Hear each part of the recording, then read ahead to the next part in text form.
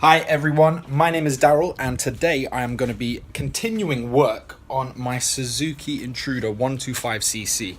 Now if you click the link above, you'll see in that video that I uncovered a problem on this motorcycle where one of the bolts on the engine cover that fixes directly to the oil pan is broken. Now we tried to fix that in the last episode, but unfortunately I ran into a problem with the tools, but today we are going to tackle that, so let's get right into it.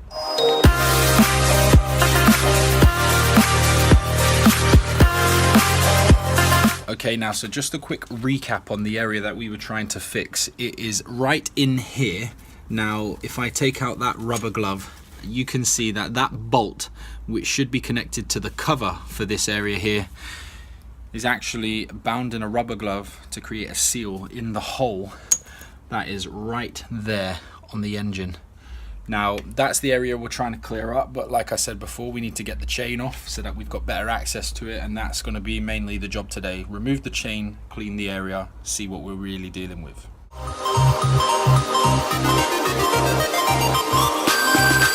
So if you watched the first episode, you'll know that the reason why I didn't start any work on the motorbike last time was because of this tool, which I had just bought the day before.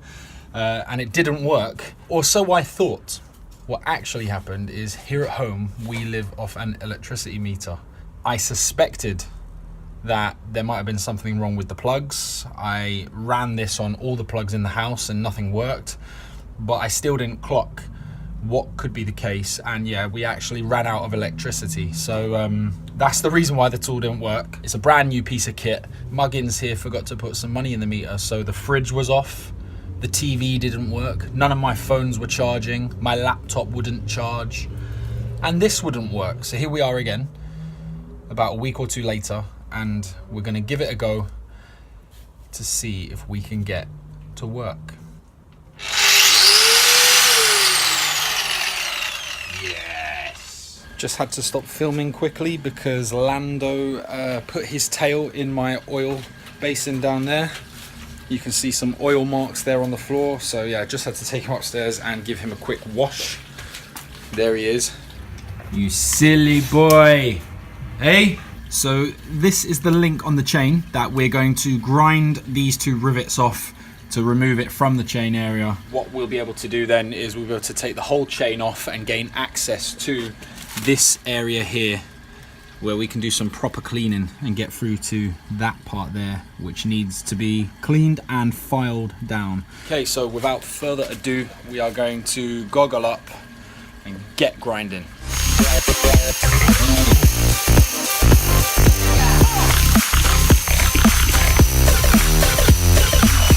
Okay, so now with that area grinded off, we should be able to just poke through those connections on the chain and get them out. So yeah, that's the next step, hopefully. Done.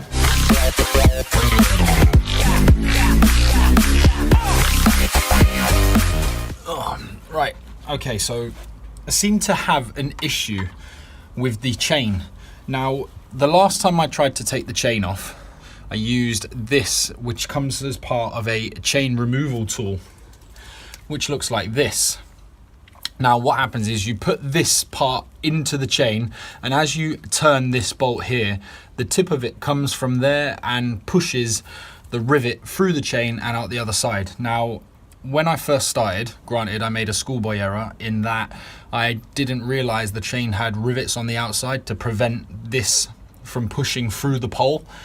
So what actually happened is as I screwed it, the metal bent and flattened out at the top. It made it too wide for it to go back through and then remove out of the chain removal tool. So what I did is I ground off the pieces of metal.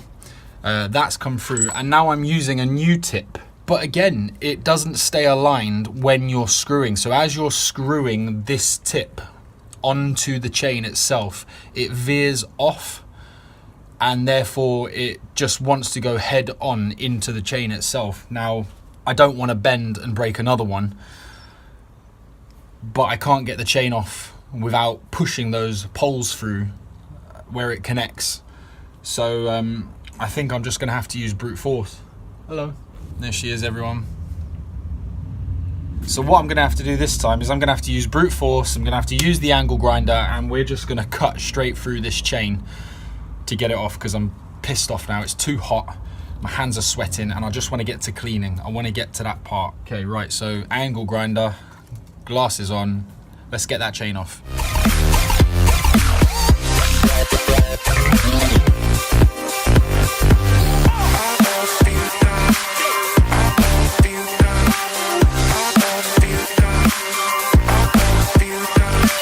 Absolutely over the moon. There we go, look at that. Chain is off. Yes, done. Right, let's get that chain off proper, and then we can get to cleaning.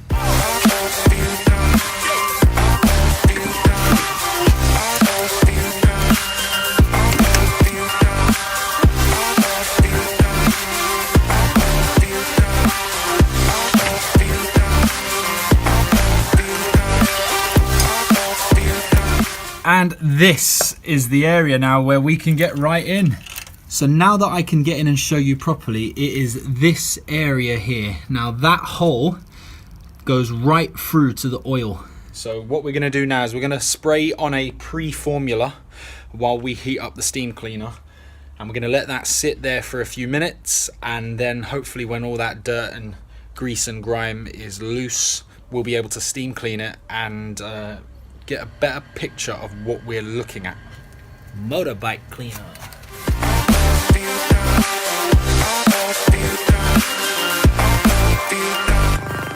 Oh, it's so hot. Okay, so the water in the steamer is heating up. We've applied some cleaner, which is basically a screen wash cleaner that you put in your car windscreen, Lando. And then what I do is I spray some WD-40 on it. Lando, shush! And hopefully some blasts with the steam cleaner up close will get rid of most of what we have on there. And then I've got a copper brush which I can gently use to get some of the crud free. Steel wool cleaner, which is also very helpful. I probably think I'll use that, as I want to use the brush on the wheels, which is another video in the future. Okay, cool. Right, bit of a coffee break while the water heats up, and then we crack on.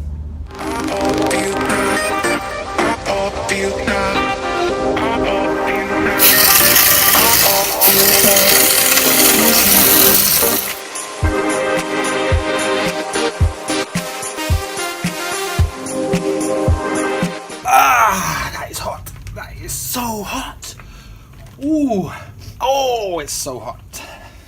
Okay, so I found something very interesting after the cleaning, which I never quite saw before. I thought that the dark color, which you can see there, was originally part of the engine. I did think that they put some kind of short-term fix on top of it, but I thought that more or less the whole thing was the engine block. What I have seen after the deep clean is that it is actually a putty, and it's actually quite soft. And I'm gonna flip the camera around now so you can see just how soft it is. So if you look at this area here on top, I originally thought that the metal ran into this area here. Although I could see that it was covered with something, I didn't realize just how much it was covered, and I've took a hammer and a screwdriver to it to knock a bit of it away underneath. But what you can actually see now is, if I use the screwdriver, how much of that pulls away. Oops, see, it's just fallen off. So this almost metal putty-like resin has been applied previously. So now we have a really clear picture of the engine and where the original piece has fallen off from and detaches, almost like, so if you look at it like that, this should be going on here. So basically, yeah, to get this back on, I'm going to need to get rid of all of that short-term repair work that was applied. I'm going to take the hammer and screwdriver to it now, really try and get in there, clean it all up, and be basically back to the bare metal of the engine. This is good progress.